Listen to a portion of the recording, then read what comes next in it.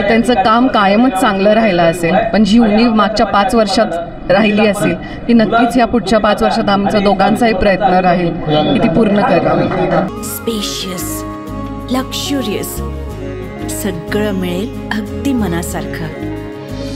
बटू builders यांचा नवीन गृहप्रकल्प गृहलक्ष्मी रचना.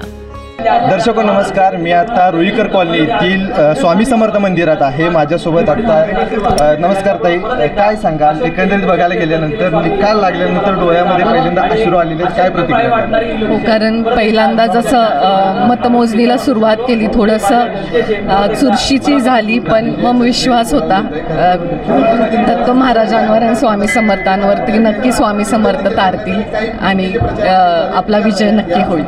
काय लोकांना, नागरिकांना मतदारसंघातील काय सांगा? हे खरं तर हा विजय प्रत्येक जनतेचा, सगळ्या म्हणजे जेवढी लोकं आहेत ज्यांनी मतदान केलं असेल किंवा नाही केलं असेल, पण हा सगळ्यांचा विजय आहे असं मला वाटतं.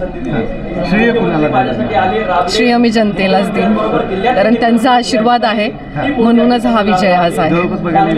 दादांना दुसऱ्या जनतेनं निवडून दिलेलं आहे सलग.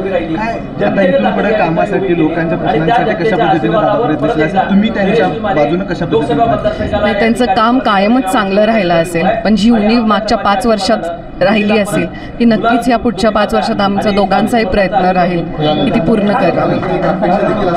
शील माने यांच्या पत्नी यांच्यासोबत आता आपण संवाद साधलेला आहे. वेदांतिका माने यांच्यासोबत आता आपण संवाद साधलेला आहे. KK न्यूज चॅनलसाठी कॅमेरामन मिलिंद कांबळेसह मी अभिजित. धन्यवाद. अशाच नवनवीन अपडेट पाहण्यासाठी आमच्या KK न्यूज चॅनेलला सबस्क्राईब करा.